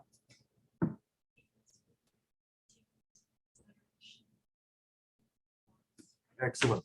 Remember, this block is not actually negligible size like our assumptions. So this is part of the reason you write that crap down. You're like, yeah, it seems about right. Is it possible I was off a little bit on the angle? Well, since I did it, clearly it's possible I made a mistake, right? So yeah, it's very, and then what's your human reaction time? Does anybody know what a typical human reaction time is when you're starting and stopping clocks? No? Usually 1/10 of a second or more or less. Okay, that would be really good. So you're probably doing a lot of cocaine. Where last class, it was somebody said 3 seconds. I'm like, you smoked a lot of weed. It's either, yeah, but somewhere in there, right, Mark? So 0.1 would be outstanding. If you're really curious, you see that weird thing in the back? That elbow looking thing? We could do your reaction time later and see who's been smoking up before class. All right, but yeah, anyways, the idea here is there's a number of factors that might lead to this. Our reaction time could be off, although it looks, you guys did a pretty good job. I think the main thing here is the block wasn't negligible size. Do you agree? You could go on and on and on. You could say, what if you did this on Mars? If you did this on Mars, what happens to G? Or the moon? How about the moon? There'd be less G. Again, the magnitude of the acceleration due to gravity would be smaller on the moon, so you might expect you need a steeper angle. What if you used a longer ramp? Maybe you'd need a steeper angle. So those are other ways you could think this through. Let's get you your break. Take that break. Sorry it took so long. Oh my gosh, that was epic. We still have what, 30 minutes left or 45 minutes left. At least you get a break sometime. So 10 minutes from now, I got 6:01. Any Zoom questions there? Oh, I see, Mark. Hey, Mark, I appreciate the positive attitude and trying to speak up on Zoom. I know it probably feels like you're the only one talking sometimes, but the more you talk, the more you get it, right? So if you're involved and active like that, I know it's kind of a hollow feeling to be talking to me through Zoom, but I appreciate it. So stay positive, man. Hey, not a problem. Right At on. least I can do. Yep. And then you saw what'll happen. Like if you're the only one answering, what I'll do is I'll harass people in class sometimes or whatever.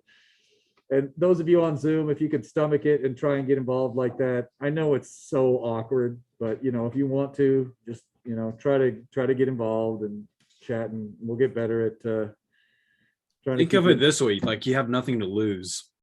Yeah. Basically, the more you screw up in class, the less you screw up on test day. So if you blurt out an answer and you're wrong, that's a good thing because you learn what you don't understand. And so by blurting it out, you kind of own it more. And yeah, so I think you learn more strongly by speaking and being wrong, or at least I do. That's my learning style. I just say whatever and then I'm wrong all the time. I learn from it. taking that break.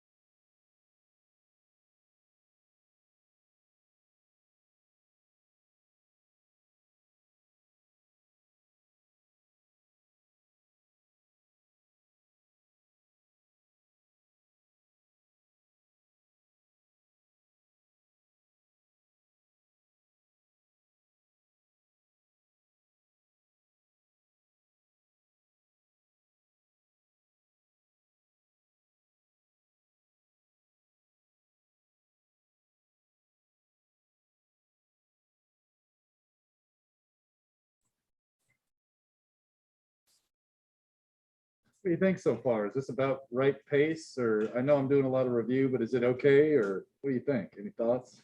Anybody? It's kind of nice to at least have the first one be slow, even if it's boring, right? Right? It's better to be boring and understood than, fast, and then you have to go home and learn it all by yourself.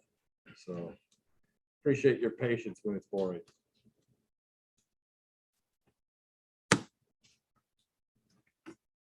It's time consuming to learn physics. What do you think? Should we try another one? Ready? Okay, so now you've had a second to catch your breath, maybe relax a bit. What I would like to do is have you start problem 2.3 and just get going on it. In particular, I want to see that giant list of crap. So I want to see 2.3. I want you to read and draw, and I'm looking for that list of junk. In particular, I'm not going to write the X initial and X final every time.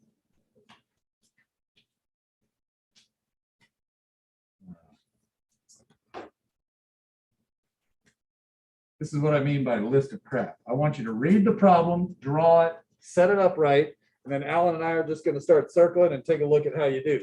If you finish that one, try 2.4 or finish that problem, or you can go back and do any of the other ones. So let's see. Let's take a look here. All right, let's get you working. I'm going to circle, zoom. I'll come back to you in a minute every time I take a loop around the class. All right. Let's see how you do getting it set up. Talk as much as you want. Look at the solutions as much as you want, but try to maybe start it without looking at them at least. Okay.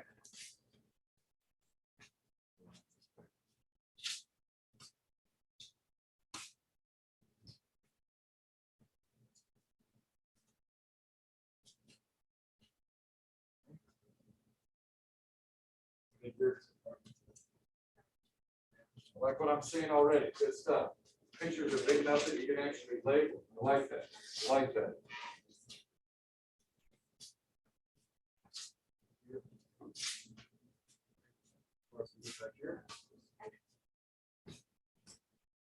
Good.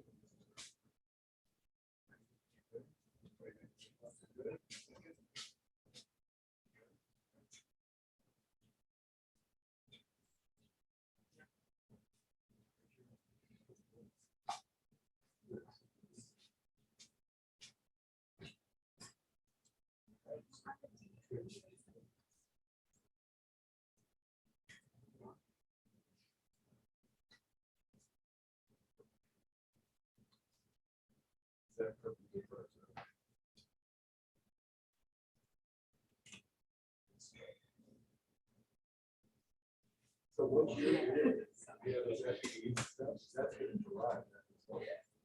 When I get some more. So I did all that. Okay, we'll discuss that in the check.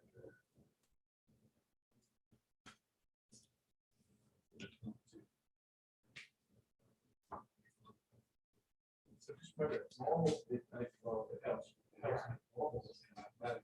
Draw on that. Perpendicular.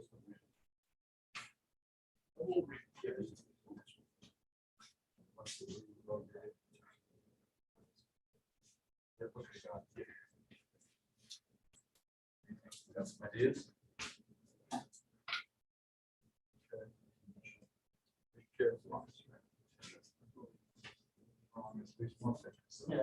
Read that problem carefully, it's sneaky.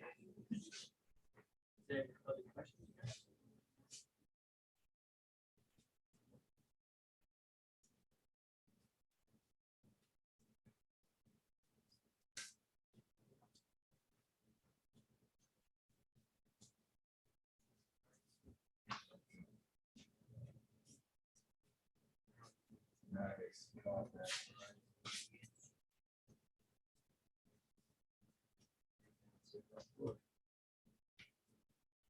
It's a dense problem. Yeah. So, okay. So when I like your patience. when it says that it's coming to rest, when it says the block slides 3/4 of the way to the top, before it comes to a Yeah. rest, so that's when it's just a rest in that moment. You agree that? Okay. So there's. The instant with which it comes to rest is the same as the instant. Yeah. Good, nice catch. What's the issue with this?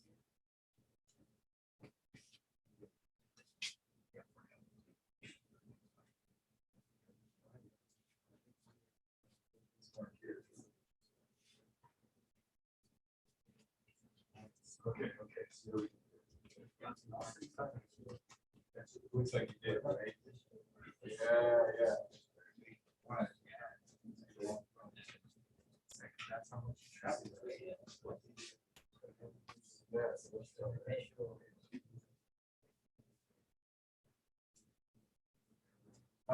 Nice. Good.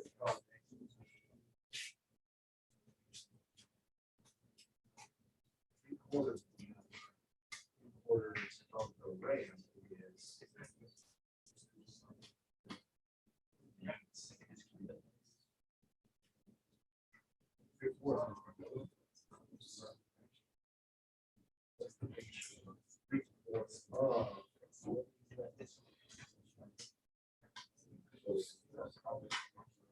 No, so it's not 3/4, it's 3/4 now, because then what would happen is you just have 3/4.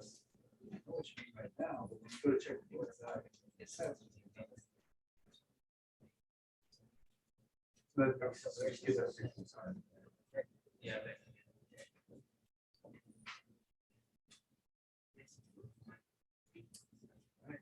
Absolutely. Nice.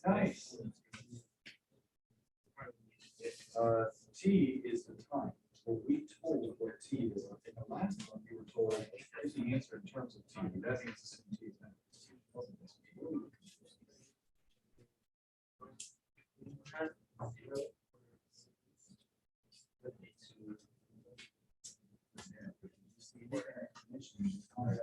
So time is unknown for the question.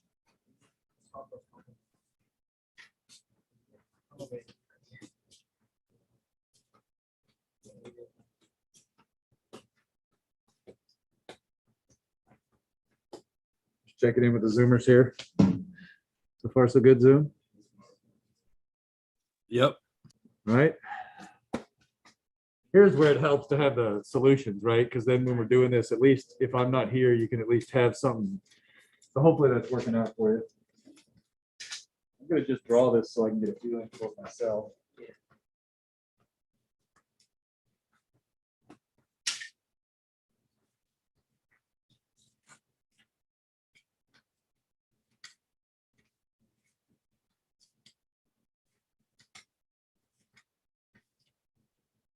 This problem.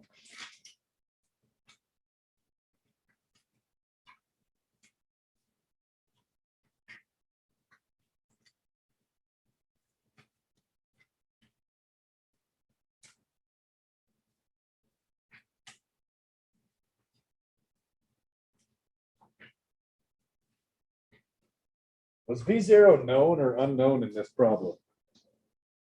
Were we told the picture has V0? What are we trying to figure out in this problem? Determine initial velocity. What variable is that? V0. So that's what tells us V0 is unknown. Even though it's in the picture, because we're told we're trying to figure that out, because it says determine initial velocity in this problem, velocity times 0, that's the unknown. Is everybody cool with that? That means that's not known. Okay. How far does it go up the ramp? Doesn't it go up like 3/4 L? Yep. Yeah.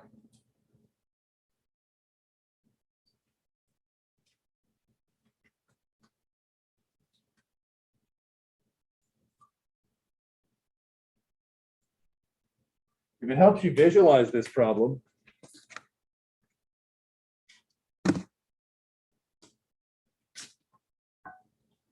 the idea is this. This spot right here is 3/4 L. So the idea is this ramp is going to be right here. Whoops. Gonna go up about like that, whoops. Not much right. Gonna go up about like that, whoops, not quite, a little bit farther, but the idea is it's gonna go up, turn around and come back. So at this point, we're saying it turns around right at this point, so it comes to rest right there. Hopefully you could see that on Zoom at least a little bit. Apologies if you couldn't. So it comes up here, and that's where it instantaneously comes to rest for a split second, and then it immediately comes back down. All right.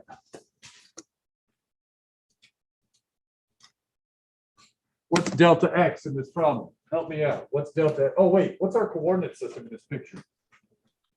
Could I say it was this way? Is that right? Or maybe I do it like this. Which way is it accelerating? It is accelerating in the negative x direction. Gotcha. Okay. So what's delta x in this problem? 3/4 L. 3/4 L. All right. It's not L. So I tried to trick you. If you fell for it, don't feel bad. I was trying to do it. V initial x. Do we know it? No. But the problem says use the symbol V0. So I'm going to write it like this. That's an unknown, something we're looking for. V final x. Do we know that? If it reverses direction at this distance, what's true about its velocity in the x direction right there? 0. Nice.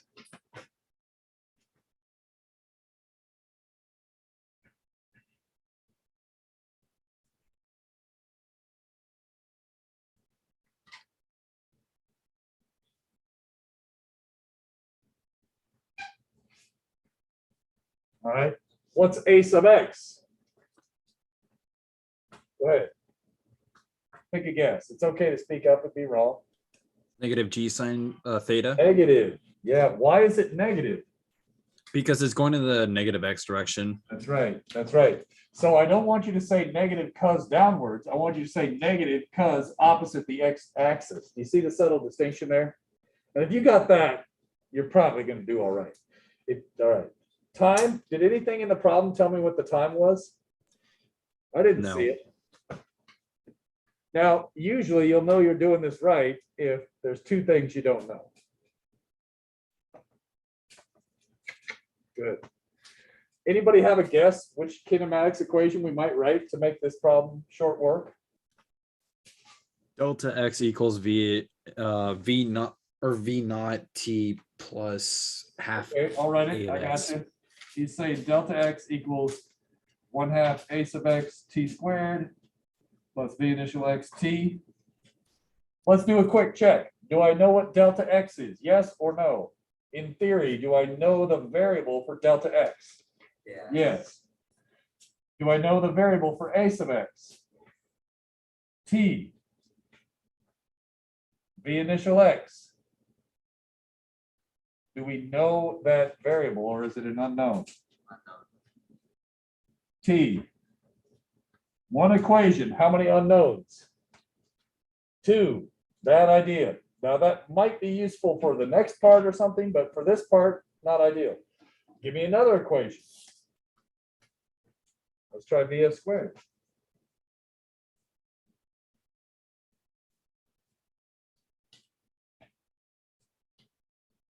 Now, when I write this one down, let's do the same thing. Sometimes, rather than plugging everything in, by checking what's known and unknown, this can save you some time. Do I know V final x? Yeah, that's going to be 0, in fact. Do I know V initial x? How about a sub x and delta x? What are we looking for? What are we trying to find in this problem? This is WTF. We're good to go. Do you agree? Sweet. At this point, you solve for it, right? All right. I think that's pretty good on that. Let me see here. Are you a little bit worried? When you bring this over to the other side, isn't this going to become a negative number and we'll have a... Are you worried about that? Fortunately, the acceleration is also negative. See how important it is that we do this correctly, right? let me just show you what I mean. 0 equals v initial x squared plus 2 negative g sine theta times 3/4 L.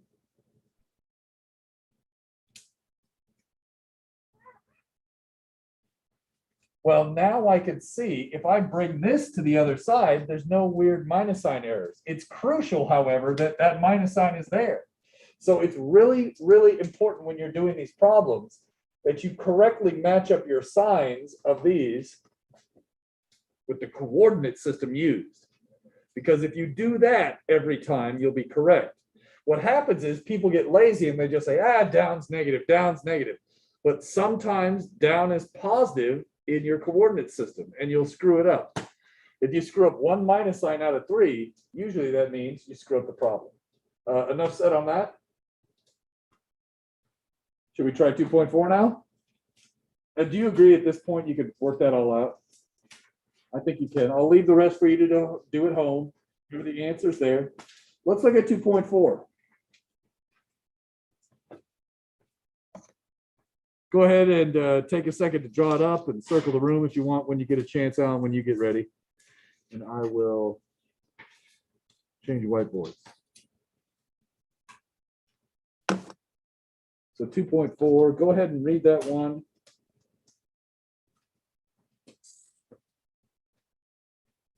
It's all in that list of knowns and unknowns and the minus sign. Once you get used to that, these problems become very formulaic.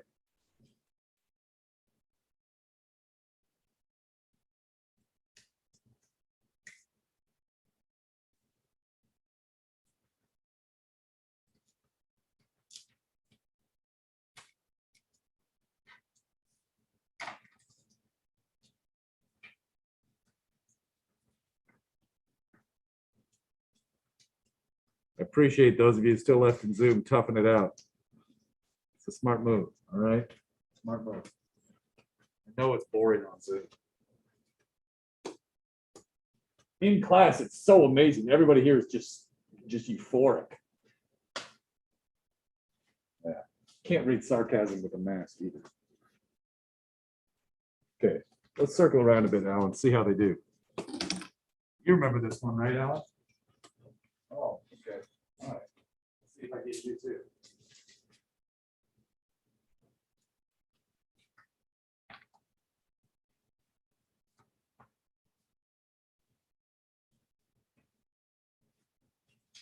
Talk as much as you want, all right? If it makes it less boring to have a friend to talk to. That's something too. You're kind of stuck all solo, right? So if you ever want, you can group up with it.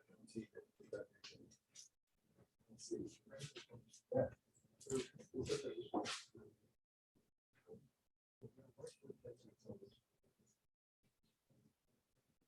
It's speed from velocity.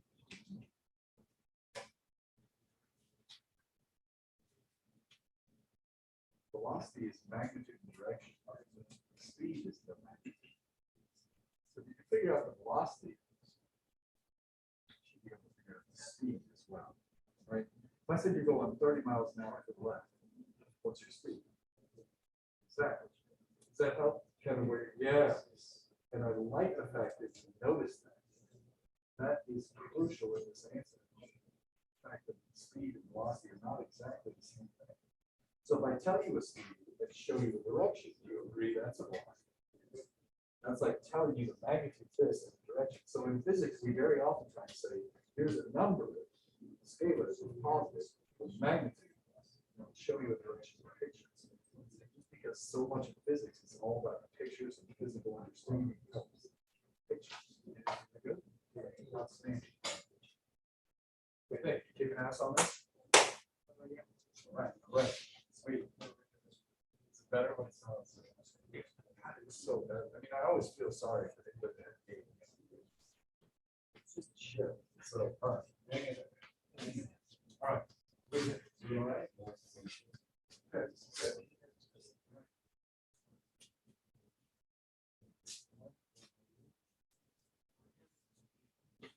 Let me ask you this. What is this equation?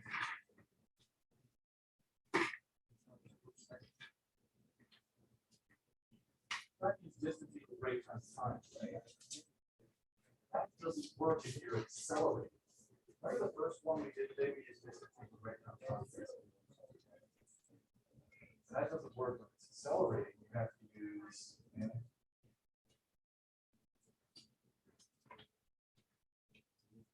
This is the new equivalent of distance equals rate times time plus equivalent. So these are key guys.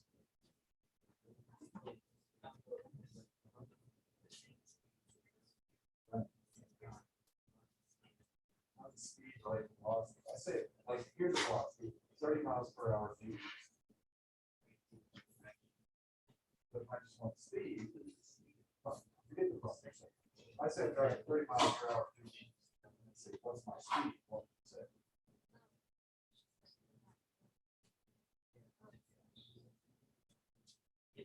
Give the direction. Speed is how fast you go. I'm going 30 miles per hour. Due east. What's my speed? So speed is the velocity. So you can get the velocity. Yeah. So, or in this case, if I tell you the speed, and I'm telling you the direction, you get the velocity. Yeah. And now, why do we do this in physics? Not to be mean. It's just that in physics, we're very interested in pictures. The pictures help us get a feeling, right? It's like, see, even though this is kind of dumb, you get a better feeling for it when you see it. The picture is like see. Like, is that cool? Yeah. I'm moving on that? Yeah. All right. Good. All right.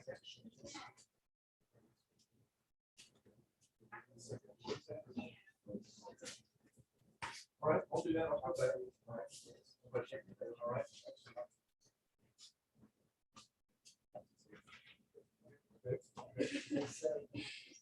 How about here's the middle?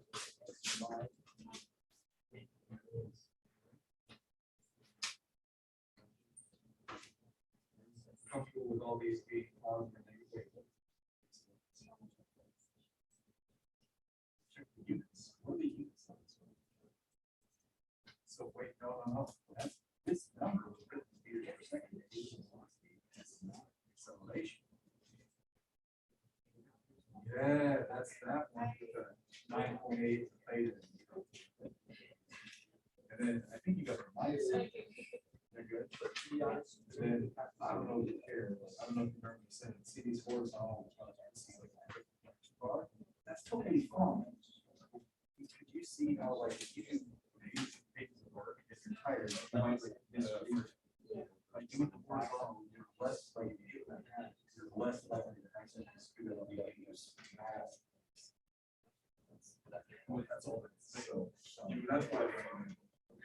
How about you? Where you at? Gotcha. You know theta, you know g's. Okay, yeah. So you're ready. Okay, you're on it. All right. Should I go away for a bit? What do you think up here? So you're making progress. I'm gonna bust your chops. When you write these down, letters don't have units, right? L would be 2.8. So put on the units when you have the numbers. This one's okay without units because G has the units inside of it. With that? So then, are you solving this algebraic? Oh, here, this one, you don't have to solve anything, do you? So yeah, you're just shoving it in. But do you agree if you had to do some work and rearrange it, you can do another way?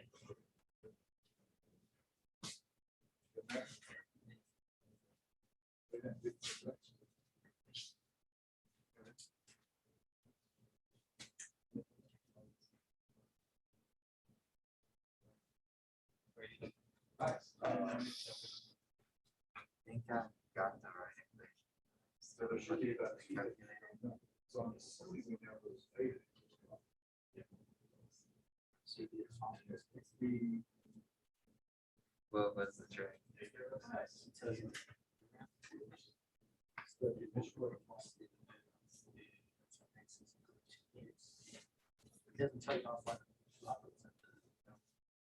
Oh, yeah. Right, but it relates. It gives you the measure that is. Yeah. So that'll- Sweet, good. Yeah. That's pretty typical where we say speeds.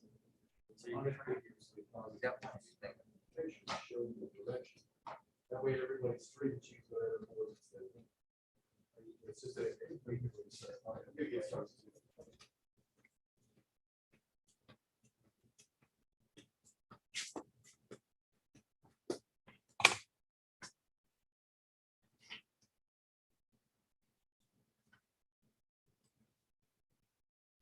Okay.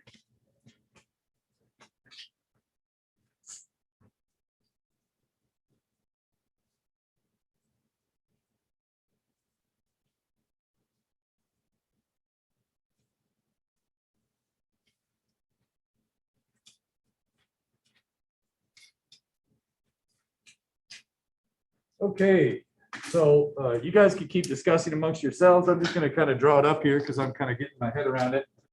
And maybe I'll ask you some questions if you want to talk to me. That's great. If you want to just keep working, that's fine too. Do we know the initial velocity in this problem? I think it told us it was 3.834. Now, when I write a number, is that the right number? Yes. This one has units. So you may have noticed a subtle distinction here. In the last problem, when we did it all algebraically, we didn't have to worry about the units. V final x, do I know what that is? I don't think so. A sub x, well, I know that G is 9.8 meters per second squared. Notice when you actually put the numbers in, that's when the units appear. I know that theta is equal to 30.0 degrees. So what's sine of theta? I think that's 1/2, right? Actually, I should write it. Technically, it's right. That's got infinite sigma. If I write 1/2, if I write it like this, that implies that's 3. All right, so this one should be about. Is that right? Let me rephrase. Why is this wrong? You forgot the negative. The negative. Look at that arrow, right? It's down the ramp. We called up the ramp positive, so this one should be a negative. Got it? Remember, one missed minus sign at this step, you're toast. So it's always worth double checking every single minus sign in here. This problem, I think we were told the time, correct? What was it? 1 second. So again, notice, because I have these numbers in here, which equation is going to work for me? V of x, v final x Right. equals v initial x plus a of xt. I got it. Just so you know, I refer to these equations as the delta x equation, the v equation, and the v squared equation. So if you just say that, I know what you mean. Does that make sense, Mark? Got it. Thank you. Yep. That way you don't have to try and say all that crap every time, because everybody gets bored saying all that. All right. I think we know these numbers, right? When you plug it in, what number do you get for v final x? I'm going to guess. That. I know you're tired. We've got 5 minutes. This is crucial. Did I get the final speed? No. This is, remember this implied I hat crap that I was going over? This is where that comes in. There's an implied I hat on here. Agreed? This is a velocity of negative 1.066 meters per second in the I hat. So what's the speed? 1.066. Do you see that very subtle distinction? In physics, every single minus sign is precious. Oh, makes me feel good. Does that make sense? Sort of like here, this was the speed, but the picture shows me the direction was positive, right? I know this one's positive because this arrow points the same way as this arrow. That's why I use positive 3.834. for the initial velocity in the x direction. So far, so good? So what equation should I use for part B? What are we trying to get in part B? What is it? Distance traveled. Any ideas what we might do? Okay, I heard delta x, so let me write that.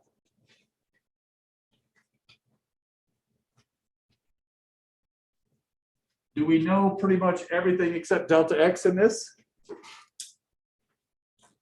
What do you get for delta x?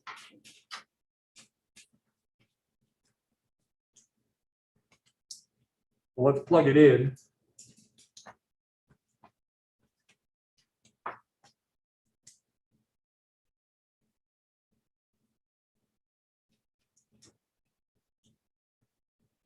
Here I'm leaving off the units just because I'm running out of room on Zoom, right? I'm running out of board space. So normally you would probably keep your units in there. What do you get when you do, oh, isn't that squared? But fortunately it's 1 second. What do you get for delta x?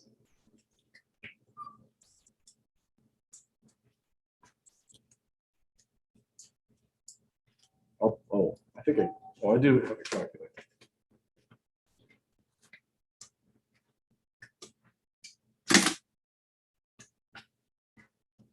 3.834 plus 0.5 times 4.9. Is that right? Oh, wait a minute. Did I screw up a minus sign? Minus 4.9. Look at that. Look at that. Right here. I plugged in the wrong number. Negative 4.9, right? I better redo it. 3.834 minus 0.5 times 4.9. I got 1.384 for delta x. So what's the distance traveled? Are you good with that? Everybody okay with 1.384 as the distance traveled? Just give me a thumbs up, thumbs down. This is totally wrong. This is a total lie. What does delta x mean? Displacement. Displacement. Isn't there an I hat in here? You know from the first part, which way is it moving at the end of the problem? So that means it went like this. You got to split the problem up into two pieces, like that stupid problem with the big table at the beginning that I said was coming, and I told you I was going to mess with you, and I got you. Right? You got to watch this. Look, it's obvious from this negative sign that it reversed direction. Right? So this is not acceptable. This is the displacement. You need to do two more problems. You need to get the time to reach the top. So do a problem to reach max height. Give me a second. Hold on.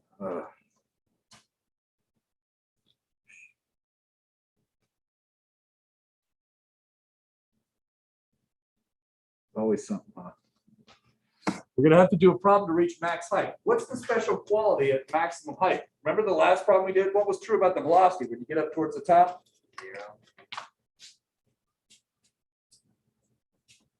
So we can set the velocity to 0. Is that still showing up on Zoom? Or is it off the edge? It's good? Okay. So this would be stage 1. And then stage 2. Well, let me write it like this. So this is the, right?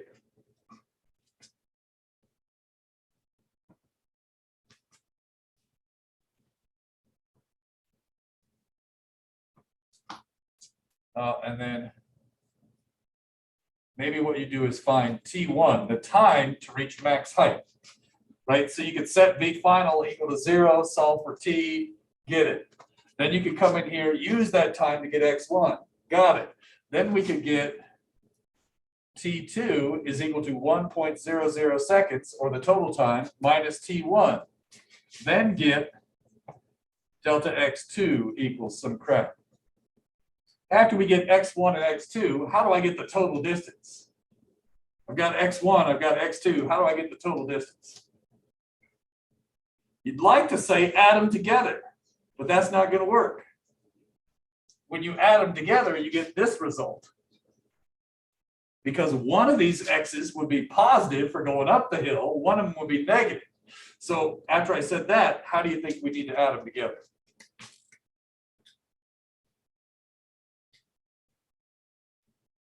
Distance total equals the absolute value of x1 plus absolute value of x2. Is that still all on Zoom? Yeah. Got it. Okay. You know what I'm saying? You got to remember that. Now, on the one hand, you're probably out there saying, yeah, I could figure this out. Here's the deal. If you don't practice this, you will not figure it out. If you practice it, you're going to get my tricks. I probably wouldn't stick one on the test this nasty just to mess with you, but I wanted to point out it's important that we actually look at our answers and think about them. And anytime something reverses direction, you got to split it into chunks to really, does that make sense? You're done. Oh my gosh. Physics is no joke. Practice, practice, practice, right? If you practice every day a couple of hours, you're going to be good at this. If you don't, you're going to be terrible. It's like shooting baskets, right? If you don't shoot baskets every day, you're bad at it. If you do shoot baskets, you get okay at it. All right. We'll do this for 2 more days, right? I think next time we're going to work on some more of this and maybe some graphing, and then we'll talk about calculus and how it relates to all this, okay? Most of this is review. I'm going to stop that. Any questions from Zoom on that one? It's sneaky. No questions. Yeah, that's all written up in the solutions too. That long diatribe that I did at the end in black there, that's all written up in the solutions if you want to check it and make sure you get it.